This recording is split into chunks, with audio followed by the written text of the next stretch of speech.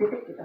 Saya menangkap bahwa artinya memang lagi-lagi pengejawantahan visi tadi harus diterjemahkan secara cermat oleh para menteri ya. Persis. Sehingga memang pemilihan komposisi menteri di kabinet nanti menjadi krusial ya. Apakah memang dimensi teknokratiknya dengan sangat kuat atau dimensi politiknya, dan ketika ada beberapa nama, 16-17 nama dari Pak Jokowi, menteri-menterinya kembali ke kabinet, sebenarnya buat saya itu pesan positif. Narasi keberlanjutan itu memang bisa diimplementasikan langsung tanpa ada hambatan, karena sebagian besar nanti Mbak Esther bisa mengkonfirmasi, banyak kan menteri-menteri ekonomi kan, artinya pasar publik melihat ini nggak ada yang beda nih. Walaupun kan sebenarnya dalam pengajawantahan itu kan biasa ada stand back gitu ya, ada berhenti. Ini kan kalau jalur lagi nih kan, tadi mungkin ada satu momen di mana memang harus berhenti menyapa warga, mengingat kembali, mengkoleksi kemudian apa yang menjadi harapan dari masyarakat, tapi juga ada mengevaluasi menteri lagi. Kalau di sini sudah masuki bundaran HI, apa yang adakah kemudian kekhawatiran Anda ketika begitu mencoba untuk mengakomodir begitu banyak suara, begitu banyak pihak? Kira-kira first stop-nya ini akan seperti apa menurut Anda, Mas Agung? Yang paling penting meyakinkan publik dengan kabinet, Mbak. Itu salah satu ujung tombak untuk memastikan citra rakyat itu benar-benar kuat melekat dengan orang-orang yang dipilih. Apakah ketika mereka dipilih nanti kebijakan-kebijakan itu pro rakyat? Apakah ketika orang-orang menteri-menteri yang dipilih, apakah kesehariannya, hidupannya benar-benar rakyat? Artinya yang dilihat bukan hanya Pak Prabowo atau Mas Gibran saja. Menteri-menteri ini ujung tombaknya, karena mereka yang akan berinteraksi secara intensif ya, wakil menteri, para badan tadi dengan masyarakat. Sehingga otomatis kita akan menapati bahwa apakah benar ini inline pemimpinnya dengan menterinya, dengan wakil menterinya, seperti itu. Yang kedua yang paling penting sebenarnya saya melihat ada perbedaan yang mendasar ya soal gaya kepemimpinan ya. Kalau tadi melanjutkan narasi sebatas melanjutkan, tapi saya kira leadershipnya Pak Prabowo ini kan ya berbeda sekali dengan Pak Jokowi yang sipil ya, militer. Saya lihat ini pakai maung dari Pindad, ada arahan ini mungkin kita akan punya mobil nasional dari Pindad, warnanya putih. Ini adalah satu statement juga ya? Ya, bold statement saya kira, karena produk dalam negeri, kemudian warnanya putih, kita mulai dari nol, bersih. Meskipun menggunakan beskap, tapi menggunakan topi ini seperti perpaduan antara dua karakter tadi. Betul. Dan saya melihat ada keberpihakan di situ. Dan dari situ kan industri strategis kita akan tumbuh. Seandainya memang ini dimaksimalkan untuk misalkan jadi mobil kebanggaan Indonesia misalkan. Terus Pindadnya juga kemudian ada warna putih di situ. Saya kira ini cerminan bagus bagaimana memulai sesuatu dari awal. Ya, kalau sebelumnya kan mobil arak-arakan Pak Jokowi itu warnanya hitam semua ya. Ini sekarang putih semuanya. Jadi berbeda, ada yang sama, ada yang beda, dan saya kira ini baik ya, tradisi baik dilanjutkan. Yang baru-baru juga kita tampilkan. Pak Prabowo juga pengen ada kesan bahwa beliau juga membawa sesuatu yang baru ya ketika memilih menteri. Tapi jangan sampai kemudian yang barunya kebanyakan sehingga anggaran kita terlalu banyak ya. Tadi kan bebannya ada di menteri-menteri ekonomi, nah pada tadi ada menteri-menteri, oke lah ini kementerian akan ada beberapa yang dipecah. Tapi kalau kita coba runut lagi dari makan siang gratis, dari kartu sakti, ini kan yang diharapkan oleh masyarakat kan sebenarnya kan, bahwa ini akan benar-benar menjadi mereka. Sudah cukup menurut Mbak Esther? Kurang dong Mbak. Masih banyak ya PR-nya, tapi paling tidak itu adalah janji politik pada saat kampanye, sehingga kalau pada saat kampanye Presiden Prabowo itu menjelaskan bahwa akan ada kartu sakti, kemudian ada makan siang gratis, maka itu yang harus diwujudkan dulu. Paling tidak ya tepati janji dulu. Nah kemudian ada beberapa pertanyaan mengenai anggarannya, betul. Karena anggarannya cukup fantastis. Nah kemudian nanti apakah selanjutnya kan ada pendidikan ya, kemudian kesehatan yang baik dan kesejahteraan masyarakat, penciptaan lapangan pekerjaan. Nah itu yang harus saya yakin ketika Anda mengatakan penciptaan lapangan kerja, orang-orang yang kemudian hadir tadi turun ke jalan juga ya, Mas Ismail ya, mereka juga menanti tadi karena setelah pandemi banyak orang yang kemudian harus memulai lagi dari nol. Nah, apakah ini juga bisa dilihat sebagai oke lah, kita mulai bersama-sama dari nol, tapi saya akan berikan apa yang menjadi hak Anda, Mas Ismail. Ya, jadi kita happy katakan hari ini ya. Tapi besok itu saya kira juga sudah mulai itu. Berpikir begitu ya. Realita kehidupan, kesulitan ekonomi, bagaimana bagaimana makan anak saya besok, misalnya kayak gitu, pekerjaannya makin dicari. Itu realita akan terjadi besok hari Senin ini, udah mulai kelihatan. Tepat di hari Senin lagi ya. Hari kerja. Tapi kita melihat ini lagi ya, bagaimana kemudian ada satu tradisi baru tadi Mas Agung katakan dengan mobil Maung Garuda, kemudian juga berwarna putih, gaya khas Pak Prabowo. Saya rasa memang ini suatu citra yang begitu baik ketika Prabowo tadi beberapa kali memang sengaja tidak hanya melambaikan tangan ya, tapi juga hormat, tadi ya. betul hormat juga tadi. Militernya ada. Ini berbeda ya. Iya, Tidak iya. pernah kita melihat presiden kemudian memberikan hormat kepada rakyat ya. Ya karena ini militer ya, jadi gayanya berpadu dengan sipil. Jadi beliau kan sebelum menjadi ketua umum Gerindra, politisi, malang melintang sebagai prajurit. Ya hidupnya ya sebagai korps komando gitu. Ya. Jadi mau nggak mau itu pasti akan terbawa sebagai karakter beliau. Dan tidak sekalipun tadi Prabowo masuk duduk dalam mobil, Ya, berdiri, menggunakan sunroof tadi kemudian menyapa dan persis.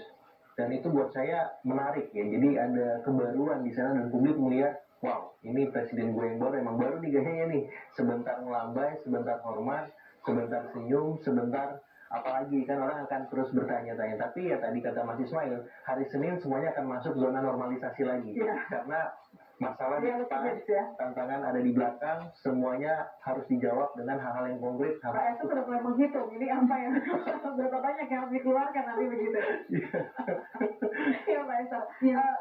Artinya memang oke lah. Tadi saya katakan bahwa hari ini kita tunda dulu kritiknya, kita selebrasi bersama. Tapi kan untuk kalkulasi yang tepat memang tidak boleh ditunda-tunda gitu kan. Betul. Apa yang kalau presiden kemudian selebrasi? Tapi saya yakin nanti paling tidak setelah jamuan makan malam lah ya. Ini sudah mulai akan berhitung ya. Apa yang pertama kali nanti kalau Mbak Esen boleh katakan? Ya, kita nantikan apa yang menjadi janji Yang disapa pertama kali. Kalau tadi kan menyapa, gitu kan menyapa masyarakat. Nah, yang disapa pertama kali oleh seorang presiden apa menurut Anda? Apa ya? Ya, hidup saya untuk rakyat.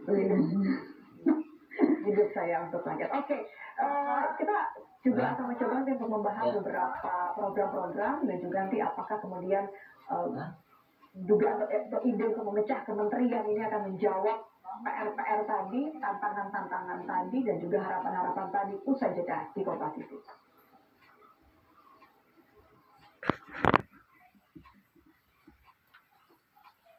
Ke jalan untuk menyambut Presiden Republik Indonesia ke-8 Prabowo Subianto sudah mendekati area Patung Arjuna Wiwaha dan semakin mendekati untuk menuju ke Istana Merdeka.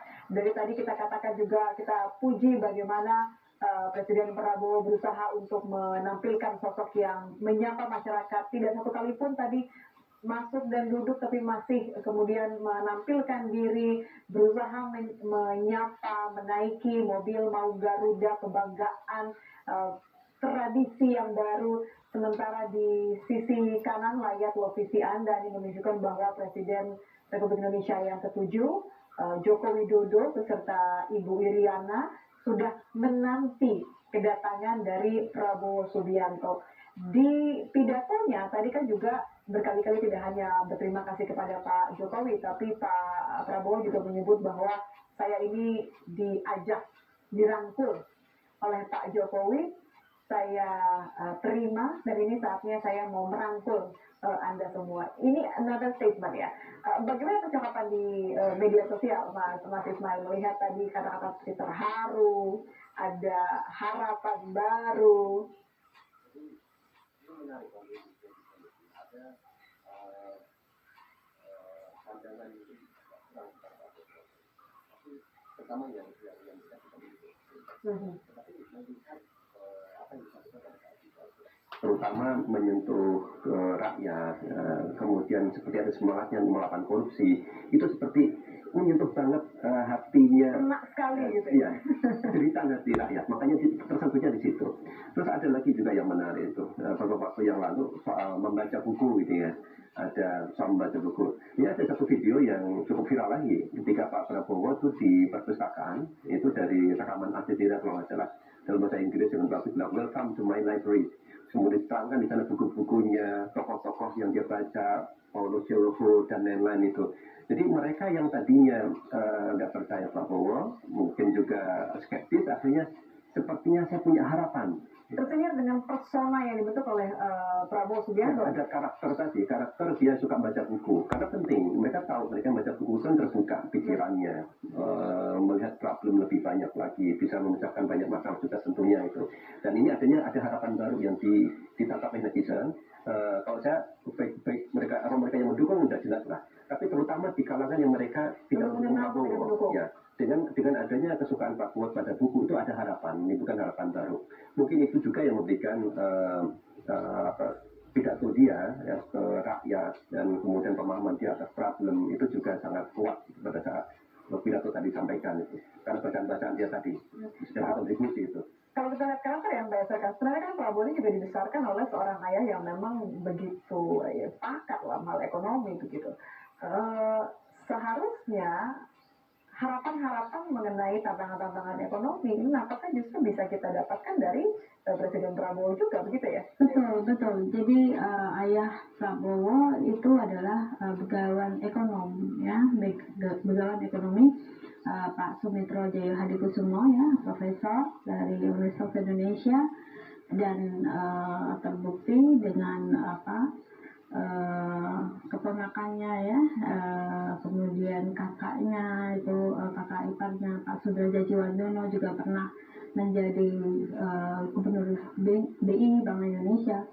Jadi Pak Prabowo ini sebenarnya punya kedekatan ya dengan masalah-masalah ekonomi. Beliau tidak awam, sehingga saya punya harapan juga gitu. Itu ada tadi ada harapan baru, punya harapan juga. Punya harapan juga dengan beliau itu punya knowledge tentang ekonomi, dengan problem-problem yang sekarang gitu, maka paling tidak punya visioner ke depan untuk bisa mengurangi ya kemiskinan, sehingga pertumbuhan ekonominya juga akan tercapai. Itu saja sih. Akan tercapai ya. Kalau secara prosesi kan ini juga sebentar lagi nih, ini akan saling menggapai ini ya.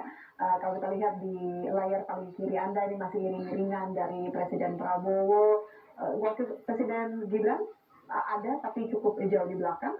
Ini iring-iringan yang tadi sudah melewati kawasan Patung Arjuna Wiwaha, semakin mendekati ke istana untuk menjalani prosesi penyambutan Presiden ke-8 dan juga pelepasan Presiden ke-7. Ini serah terima jabatan juga akan dilangsungkan sebentar lagi, saudara. Sebenarnya di layar tengah Anda memperlihatkan Joko Widodo dan Iriana sudah berdiri, sudah siap menyambut. Satu hal mengenai pakaian ini juga tadi sempat kita bincangkan ya, Mas Agung. Kalau di sebelumnya kan ketika pelantikan, 2 kali pelantikan ini Pak Jokowi menggunakan jas ya. Warnanya saja berbeda, hitam kemudian biru. Tapi kali ini di ember juga tadi menggunakan beskap Betawi gitu ya. Mungkin karena di Jakarta, apakah ini sebenarnya adalah ancang-ancang bahwa ibu kota negara, tapi itu kita simak besok ya.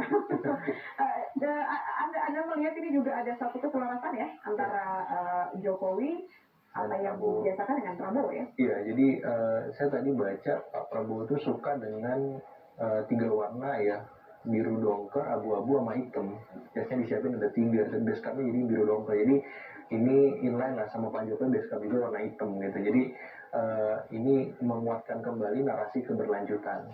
Namun di luar itu saya ingin mengulas sedikit soal persona Pak Prabowo. Ini kita lihat di mobil tangan tadi ya, sambil hormat seperti itu. Nah, saya membagi fragmen hidup Pak Prabowo ini dalam 2 hal, Mbak. Pertama, pasang itu ketika dia dalam bidang militer sebagai prajurit, the rising star, selalu sukses, pangkat naik terus sampai puncaknya menjadi Pangkostrat. Tapi kemudian ada surut dalam hidupnya ya, ketika pasca 98 bahkan sempat menjadi stateless gitu ya, eksil di sebuah negara. Nah, kemudian kembali ke Indonesia menjadi seorang politisi. Hingga akhirnya ia sampai di titik ini dan benar-benar sampai di titik ini. Kalau kita lihat, ini sudah sampai juga di istana, memasuki halaman depan, masuk dan akan segera turun.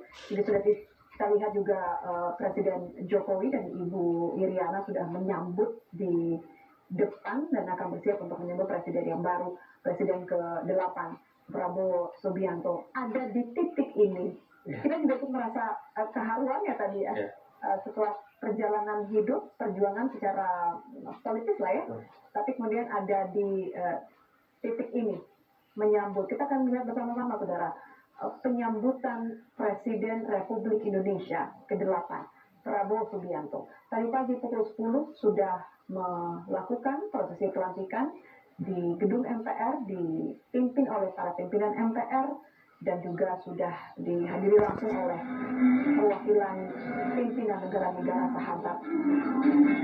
Prabowo Subianto sudah turun menggunakan pakaian yang digunakan ketika pelantikan tadi. Dan yang menarik juga karena keseluruhan prosesi pelantikan ini juga terlibat langsung putranya ya. Putranya terlibat langsung, dan ini satu sisi lain yang kemudian kita lihat juga dari seorang Presiden Prabowo Subianto.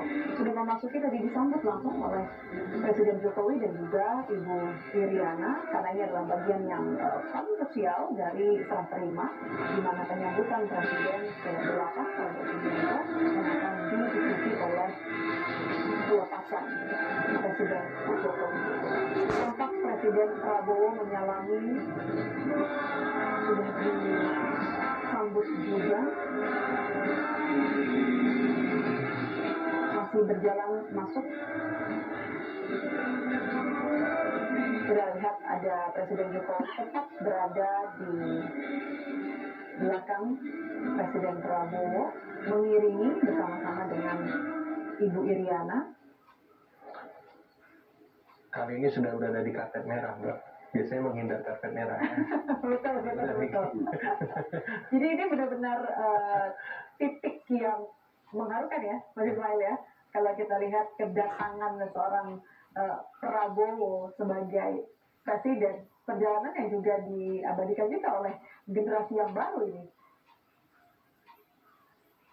Ya benar, ini kalau dilihat ya, saya bisa sabar begitu lama, bertahun-tahun. Ya. Itu kesannya ya, sabar begitu lama, membuahkan hasil. Tapi nampaknya juga saya yakin Pak Prabowo ini juga memiliki banyak catatan ya, Mbak Esther ya. Sudah siap-siap kayaknya.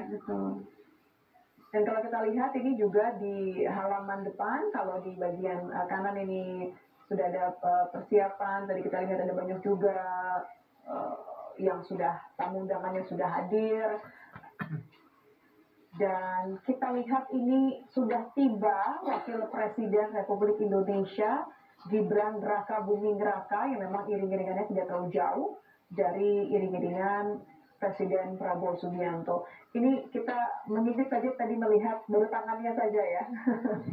Karakter seorang Gibran Raka-Buming Raka juga menjadi krusial ya, Mas Agung ya. Kita lihat. Tentu semua menginginkan ada keterwakilan di situ dengan ada wakil presiden termuda. Betul. Ya, harapannya besar. Apalagi sesuai dengan demografi pemilih kita ya, Mbak, milenial, Gen Z, dan sedikit banyak harapannya dengan Mas Gibran sebagai wakil presiden.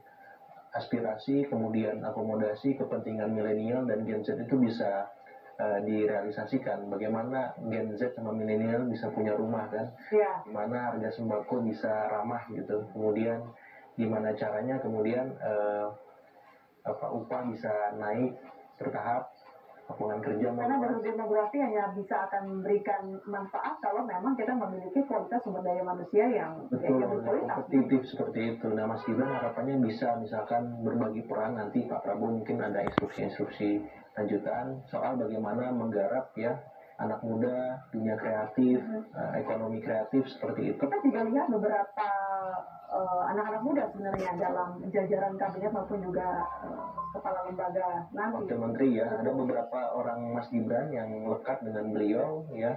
Saya kira bisa menjadi arahan berikutnya agar Mas Gibran ini juga bisa berperan nanti sebagai wakil presiden. Ya, kalau saya selalu melihatnya Pak Yusuf Kala ya, beliau begitu ciamik sebagai wakil presiden. Ya, dengan manuver yang berbeda dari wakil presiden lainnya ya. Kebanyakan gitu mampu mengorkestrasi, mampu bermanuver berselancar dengan beragam ya publik, pasar, teman-teman politisi ya, beliau bisa menjadi jembatan untuk semua. Dan saya berharap untuk Mas Gibran bisa menjadi jembatan anak muda. Itu udah luar biasa, karena konteks Pak JK dengan Mas Gibran ini kan lain. Mas Gibran masih sangat muda, sehingga kalau Mas Gibran bisa menjadi jembatan anak muda, Gen Z, milenial, Gen Alpha misalkan, itu wow banget. Ya, kita punya suara, kita punya kepentingan yang terakomodir, dan kalau itu konsisten, saya kira Mas Gibran bisa memberikan cara pandang baru kepada pemilih. Walaupun agak sulit juga ya, Mas Ismail, kalau kita lihat seorang anak muda ini kan tidak serta merta kemudian datang dengan pengalaman, begitu ya, datang dengan rekam jejak begitu. Nah, ketika harus berhadapan dengan nanti orang-orang yang jauh lebih senior, orang-orang yang jauh lebih berpengalaman, pasti kan itu juga akhirnya bagaimana nih menempatkan diri. Satu sisi kita anak muda, kita pengen membuktikan diri juga, tapi bagaimana caranya menangkap itu di netizen ya? Ya, jelas itu salah satu yang menjadi kekhawatiran netizen kan di situ ya. Mengurusi negara ini kan nggak sederhana. Minimal kalau muda, misalnya dari edukasinya, bacaan bukunya dan lain-lain kan membuat dia bisa intellectually itu bisa lebih dewasa, misalnya seperti itu. Ada hal-hal yang membuat dia lebih dewasa. That's okay gitu, nggak ada masalah gitu. Nah, dan kondisi Gibran yang sekarang ini seperti dibilang nggak suka baca buku misalnya gitu, tetapi kan didampingi ada staf ahli beberapa gitu. Nah, ibaratnya kalau kita lihat inilah yang kita dapat, presiden dan wakil presiden yang terbaik mungkin yang kita dapat sekarang. Usia dan energi seorang anak muda itu kan menjadi satu modal tersendiri sebenarnya ya. Ya, tapi ini kan artinya tim. Harapannya nanti kan bekerja tim, bukan sosok Gibran seorang diri, tapi tim. Bagaimana tim di Wapres ini bisa mendukung presiden gitu. Dan terutama itu keberpihakan. Saya kembali lagi keberpihakan karena bisa saja solusi itu kan bisa apapun, tapi yang akan dimenangkan siapa? Ya, rakyat atau tidak begitu ya. Golongan menengah, atas atau dan bawah yang selama ini selalu menjadi diteriakkan ini. Golongan menengah ini kurang dapat perhatian. Mereka dimintain pajak tinggi, juga akhirnya turun ke bawah, gitu kan. Yang kemudian yang di atas. Dan hal seperti ini kan soal kebijakan. Bagaimana kebijakan terkait dengan anak muda, soal ekonomi kreatif dan lain-lain, mungkin juga soal pajak, kemudahan untuk membangun startup, company, dimudahkan juga mengakses pasar dan lain-lain, perlindungan juga buat mereka, seperti perlindungan mereka melakukan perlindungan juga. Jadi ini sangat penting untuk mungkin bisa Gibran bisa ngimbangi dari situ. Harapannya sih ketika kemudian ada mengakomodir suara, tapi juga ada pengerucutan kementerian ya, kalau saya boleh menggunakan diksi itu gitu. Ini juga bisa kemudian mendorong efisiensi ya. Mbak Esa ya, ketika semakin spesifik, semakin makin ramping, semakin sedikit belanja rutinnya. Artinya meminimalisasi kejutan-kejutan yang ada di situ. Tentu itu tidak bisa kita lupakan ya, bahwa pasti akan ada kejutan. Pasti namanya perubahan dalam susunan kabinet misalnya, pasti akan